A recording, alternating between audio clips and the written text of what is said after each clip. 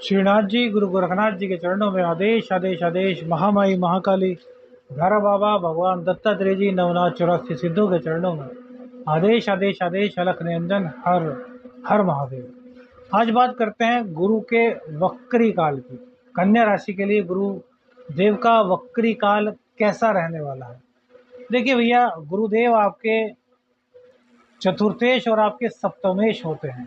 ये अष्टम स्थान में, और अष्टम स्थान में अब ये वक्री हो गए हैं। आज से इनका वक्रत्व काल शुरू होगा और भैया 31 दिसंबर तक लगभग 118 दिन ये वक्री रहने वाले हैं। वो सबसे पहले ये भरणी नक्षत्र से गोचर करेंगे, जो कि शुक्र देव का नक्षत्र है, और उसके बाद केतु देव के अश्वनी नक्षत्र से इनका गोचर होगा। जिम्मेदारी है बृहस्पति देव, धन, संतान, पति, भाग्य, ये सब चीज, जितने ज्ञान है, सब बृहस्पति देव पर ही निर्भर हैं, और बृहस्पति देव इनके पूर्ण रूप से कारकत्व है।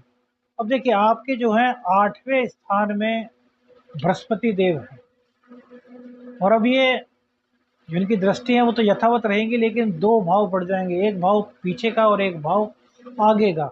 तो जो बृहस्पति देव है वो मीन राशि का भी आपको फल देंगे, अर्थात सप्तम का भी आपको फल देंगे, और इसके अलावा आपको वृषभ राशि का भी फल देंगे, जो कि शुक्र देव की राशि है। सबसे पहले तो ये समझिए कि जो बृहस्पति देव है सबसे पहले शुक्र देव के नक्षत्र से गोचर करेंगे, तो ये अच्छा नहीं होता भैया, क्योंकि शुक्रदेव भोग के कारण है। शुक्र देव का गोचर बृहस्पति के नक्षत्र से हो तो ये काफी अच्छा है, लेकिन बृहस्पति का गोचर शुक्र देव के नक्षत्र से होना भैया अच्छा नहीं है।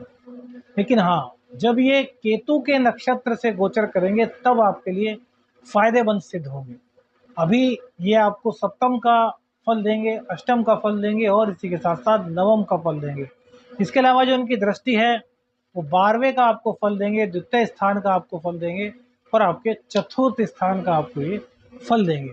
तो क्या क्या प्रभाव आपके जीवन पर गुरुदेव के वक्रत्व काल का पड़ेगा, आइए इसी पर दृष्टि डालते हैं। तो सबसे पहले तो भैया, यदि वैवाहिक जीवन में आपकी कोई दिक्कत चल रही थी तो आपकी पूर्ण रूप से अब समाप्त हो जाएगी। आपका वैवाहिक जो जीवन है वो मजबूत बनेगा। किसी भी तरह की दाम्पत्य जीवन में जो दिक्कतें थी वो खत्म हो जाएंगी। पार्टनरशिप जो है वो भी आपकी बनेगी, पार्टनरशिप में अब आपका लाभ होना शुरू हो जाएगा। इसी के साथ साथ डेली इनकम में प्रॉफिट होगा। कैरियर में आपके वृद्धि होगी, कैरियर में आपके परिवर्तन भी हो सकता है यदि आप चाहते हैं तो। डेली इनकम ये आपकी बढ़ाने का पूर्ण रूप से प्रयास करेंगे यदि आपकी कुंडली में बृहस्पति देव नीच के नहीं है, पीड़ित नहीं है, अंश बल से कमजोर नहीं है, आपके बहुत अच्छे स्थान में यदि बृहस्पति देव हैं, तो फिर ये आपको इन चीज़ों का लाभ हर हालत में देंगे। बृहस्पति देव क्या है? गूढ़ ज्ञान है, तो ये आपको गूढ़ ज्ञान की प्राप्ति कराएंगे। अब राहु भी यहाँ पर है, इसको नहीं भूलना चाहिए। तो दोष तो बना हुआ है भैया 30 अक्टूबर तक, जब तक कि राहु देव मीन राशि में नहीं आ जाते तब तक दोष रहेगा, भले ही राहु 0 डिग्री के हो जाए। कई बार बता चुके हैं, विष तो विष है। अब सर्प दंश होता है, तो सर्प 1 या 2 बूंद विष की शरीर में जब डसता है तो डाल देता है, और आदमी की मृत्यु तक हो जाती है। देखिए, इतने बड़े हट्टे कट्टे व्यक्ति को, तंदुरुस्त व्यक्ति को 2 बूंद विष की मार डालती है, तो राहु क्या है? तो बृहस्पति देव पीड़ित तो हैं भैया, हालांकि उनकी पावर बढ़ी है, पहले से स्थितियां सुधरी हैं, लेकिन फिर भी है। तो डीप नॉलेज आपको देने का काम करेंगे। तंत्र के फील्ड में आपको डीप नॉलेज बहुत अच्छी दे सकते हैं, साधनाओं के क्षेत्र में आपको डीप नॉलेज बहुत अच्छी दे सकते हैं, रिसर्च के क्षेत्र में यदि आप हैं तो यहाँ भी आपको बहुत ज़्यादा मदद करने वाले हैं। किसी भी चीज़ का गहन अध्ययन आप करते हैं तो आप इसमें सफल हो जाएंगे। खर्चों की अधिकता होगी भैया, ये ध्यान रखिएगा। अब खर्चों की अधिकता, व्यर्थ खर्च ना हो, इसके लिए क्या करना है? तो इसके लिए भैया आप धार्मिक गतिविधियों में रुचि लें। धार्मिक गतिविधियों में रुचि लेंगे तो व्यर्थ का खर्च नहीं होगा, क्योंकि धर्म से जब हम जुड़ते हैं तो कहीं ना कहीं अधर्म का नाश होता है, और अधर्म के साथ साथ हमारे पाप भी नष्ट होते हैं, क्योंकि जो गोचर है भैया वो तो अपना कार्य करेगा, इसके अलावा जो हमारा प्रारब्ध है वो भी कार्य करेगा। तो धर्म से यदि हम जुड़े रहेंगे तो हमारी मानसिक स्थिति मजबूत रहेगी, ईश्वर की कृपा हम पर बनेगी और दुख आएंगे और चले जाएंगे, लेकिन हमको ज़्यादा कष्ट नहीं दे पाएंगे। कष्ट तो होगा भैया फिर भी, क्योंकि भोग तो भोगने से ही कटता है, बिना भोगे आप भोग को नहीं काट सकते। इस दौरान आपके खर्च की अधिकता रहेगी तो आप नई चीज़ें खरीदेंगे, पुरानी चीज़ें बेचेंगे। जैसे घर में कोई पुराना फ्रिज है, अरे यार नया फ्रिज लेना चाहिए, तो पुराना फ्रिज बेच देते हैं। तो व्यर्थ के खर्चों में मत पड़िएगा, जिस चीज़ की ज़रूरत है उसी चीज़ को खरीदेगा, क्योंकि खर्चों की अधिकता भैया करना ठीक नहीं है। जब बहुत ज़रूरत हो तभी खर्च करें, पैसे को बचाना चाहिए, लेकिन इतना भी नहीं बचाना चाहिए कि आपको नुकसान ही हो जाए। तो मतलब जो आपकी आवश्यकता है उन पर खर्च कीजिए, कोई दिक्कत नहीं, लेकिन व्यर्थ के खर्च को मत कीजिए। और धार्मिक गतिविधियों में जुड़ने से आपको यह बुद्धि आएगी कि कौन सा कार्य आपके लिए बहुत श्रेष्ठ है और कौन सा कार्य आपके लिए अनावश्यक है। कहीं न कहीं आपकी धार्मिक यात्राएँ होंगी, लेकिन उन धार्मिक यात्राओं में थोड़ी दिक्कत का सामना आपको करना पड़ेगा। स्वास्थ्य संबंधित भैया दिक्कत रहेंगी, पेट से संबंधित रोग, मंगल देव के कारण भी कहीं न कहीं पित्तजन्य समस्या आपको रहेंगी, वही बृहस्पति देव के वक्रित होने के कारण भी पेट संबंधित रोग आपको रहेंगी। कुछ पेट की शिकायतें, जैसे कि आंतों की दिक्कत है, पेट में दर्द, जलन, गैस, ऐंठन, इस तरह की दिक्कतों से आपका कहीं न कहीं लेना-देना हो सकता है। गुरुदेव आपके मार्केश होते हैं, तो मार्केश यात्रा तो आपकी करा देंगे, धार्मिक यात्रा, लेकिन परेशानी ज़रूर उत्पन्न करेंगे और वो परेशानियाँ ज़्यादातर स्वास्थ्य से लेकर होंगी।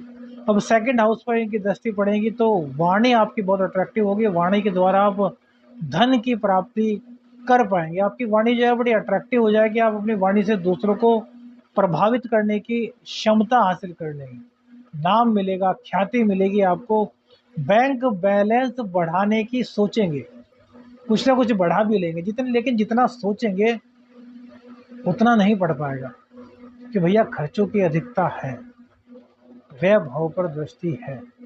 तो तभी कह रहा है कि सोच समझकर आपको भैया पूरा ध्यान करना चाहिए।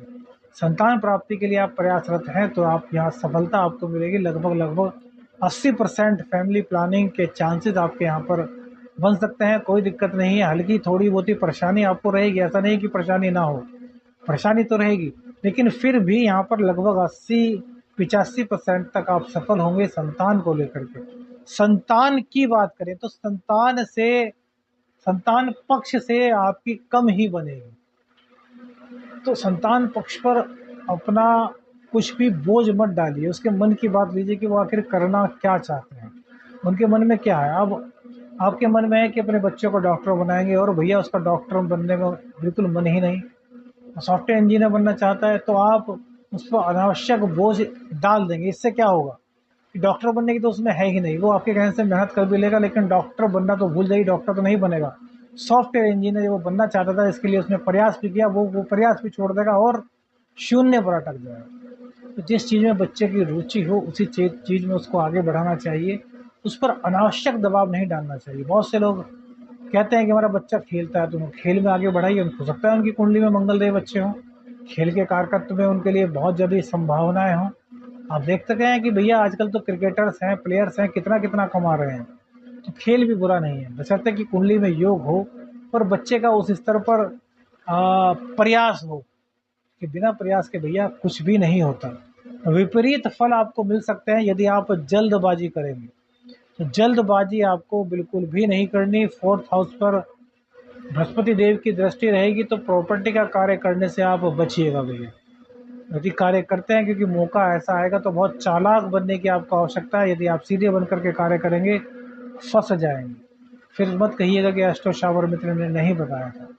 जो पक्ष की बात है वो भी बताएंगे, जो विपक्ष की बातें हैं वो भी बताएंगे, हर तरीके से भैया आपको हर चीज़ बताएंगे। इस दौरान किसी पर विश्वास करने से बचिएगा भैया, बहुत सोच समझ करके विश्वास कीजिएगा, क्योंकि आपको हर जगह से धोखे की संभावना बनती है। अपने ऊपर विश्वास रखिए, अपने अनुभव का पूर्ण रूप से इस्तेमाल कीजिए। 2 दिन में फैसला लेना है तो 2 दिन में नहीं, 4 दिन में, 6 दिन में, 7 दिन में फैसला लीजिए, लेकिन पूर्ण रूप से गंभीर होकर के फैसला लीजिए।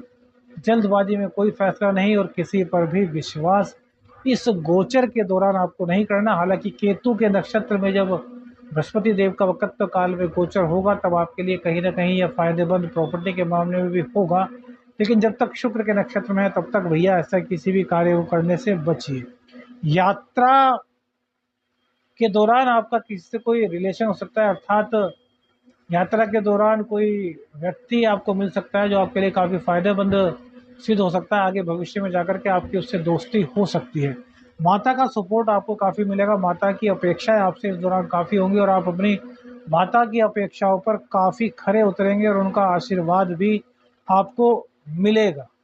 अब बुध देव जो कि व्यय भाव में बैठे हुए हैं तो यहाँ पर ये दिक्कतें भी पैदा करेंगे और बृहस्पति वक्री होना भी, यह भी आपके लिए ज़्यादा शुभ तो नहीं कहा जा सकता। तो ऐसे में क्या करें? तो भैया सबसे पहले तो गणेश भगवान जी की जो हमने आराधना बताई है, गणेश भगवान जी की आराधना आपको ओम ग्लोम गणपति नमः करना है। नंगे पैर आपको रोजाना हरी घास पर चलना है, इससे आपको काफ़ी लाभ मिलेगा। और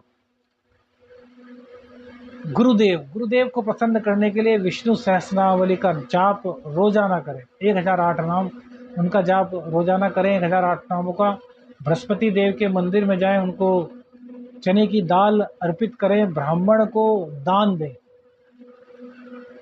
बुजुर्गों की सहायता करें। इससे आपको बड़ा लाभ मिलेगा, जो दुष्प्रभाव हैं वो समाप्त होंगे और आपके जीवन में खुशहाली आएगी।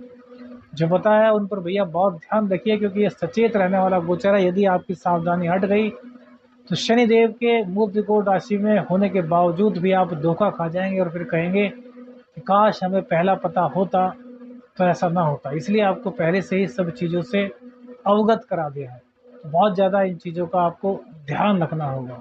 आदेश आदेश अलख निरंजन। हर हर महादेव।